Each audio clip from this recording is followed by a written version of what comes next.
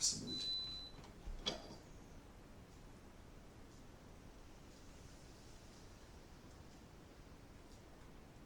Well, I know you practice lots of different arts and have had many spiritual traditions and healing traditions that you carry. And here's another hard question for Ken, everybody.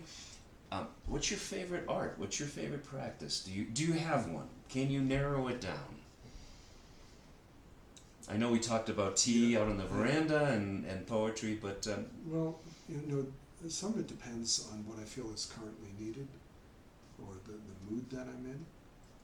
But as far as what I do on a most regular basis, it'd be two things: standing meditation and yang style Tai Chi training.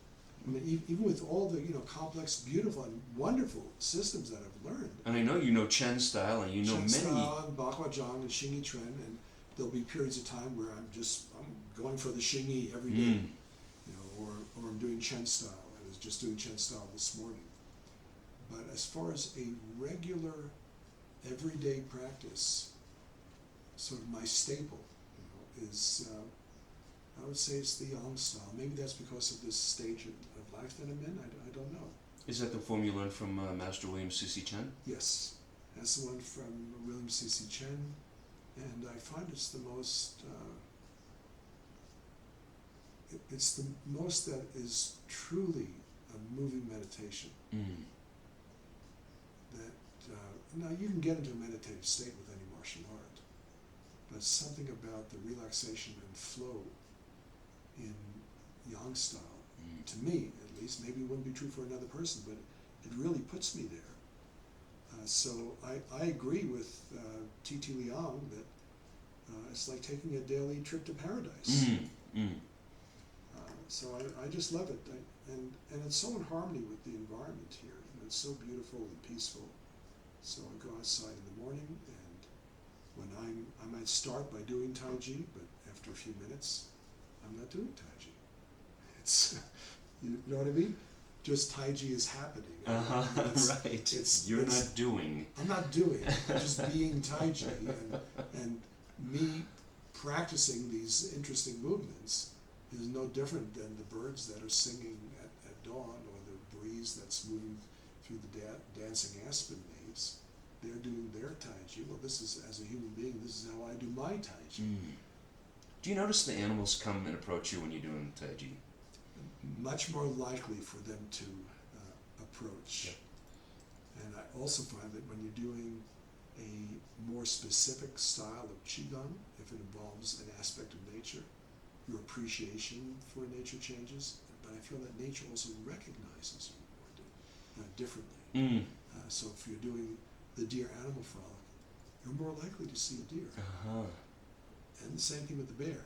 Maybe we need to be a little careful if we're living near mountain lions when we're doing the tiger frolic. Yes, what I was thinking, especially up here. This is our what? This is our third? This is our third. Beautiful.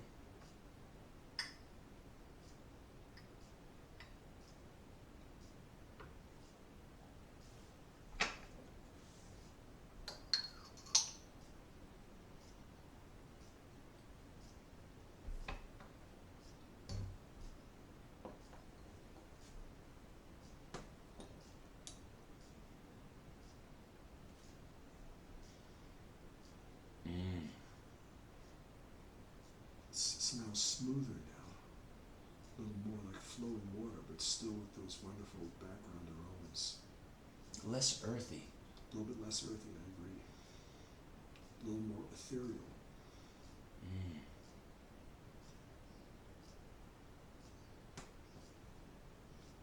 And tea is, it is often the accompaniment to deep conversations, to poetry, to music. I mean, you go to a tea house, traditional tea house, anywhere in Asia. I know the ones in Taiwan especially, but you go there and people are hanging out with their friends, having, high quality tea, wonderful tea. But you're also talking about things, you're listening to a musical performance, might be a poetry reading, might be beautiful Chinese art along the walls. There's one tea house in Taipei that just has beautiful calligraphy. So that's all one experience, just different facets of the chi. Doing martial arts, there's just another facet of the chi. It's one culture, it's one thing in a way. You know what I'm saying? My favorite picture of my teacher, Titi Liang, and his teacher, Professor Jung, is they're sitting across from each other. They both have a teacup, and then in the middle is a plate of pumpkin seeds, and they're talking. And I just wish I had known what they were talking about. Oh, I'd love to sit in on that conversation. Oh my gosh!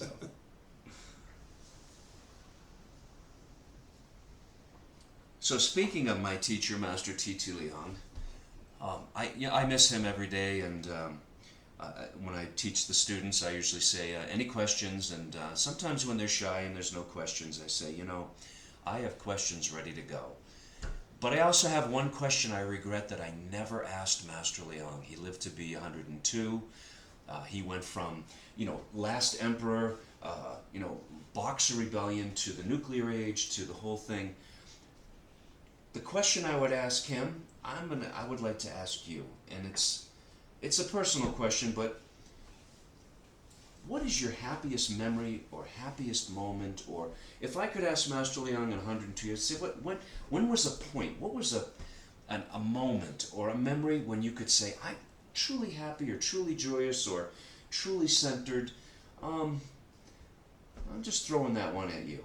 And are you speaking about in the context of Chinese culture and these arts that we love, or just of my life in general as a human being? I mean, these are two not necessarily exactly the same. I think, well, the deeper one would be your life in general. I mean, because your life is martial arts and tea, and I mean, that's who we are. We don't do it, it does us. Right. And really, like, just to get a snapshot, like, when were you, like, really happy centered? What was it? What would be a favorite memory? And I do regret that I didn't ask Master Liang in his long life, because I think the answer would have really been revealing and surprising. Well, you might be surprised in my answer too. It was when I was, let me think about the date and what was my age. So I was 24 years old. And I had not yet moved to Colorado, but I was visiting this area. Actually, I was visiting here because I had a Taiji classmate from William Chen's school that was living here and invited me to come and visit. And I heard about this beautiful area in the mountains that was just supposed to have spectacular hiking trails. And something was drawing me to these mountains right here. And I remember one day, one afternoon in nearby Boulder, Colorado, I was taking a walk and there was one of these fantastic thunderstorms like we often have in the West, where the lightning really looks like dragons dancing across the sky. But the power of that thunder and lightning seemed to be coming from exactly those mountains. People had been telling me I need to go visit if I want to really see the beauty of Colorado. So the next day, I got together all my camping gear and went hiking. And I don't know what drove me, but I did something really crazy. It was too early in the season to really be walking deep into the mountains. We get snow here from late September through May. And this was probably, I don't know, end of April, early May. The roads are still blocked by snow. But I went hiking in the mountains here and kept walking and walking. I guess it was about 4 hours. It was at least 4 hours each way. And I came to a lake that's fed by a glacier up around 13,000 feet. And snow-capped peaks all around, a glacier off the side of the mountain feeding the lake. And there was such a raw beauty that was there, such an original beauty. I could have stepped out of a time machine a million years ago. That this is life, this is what the earth is.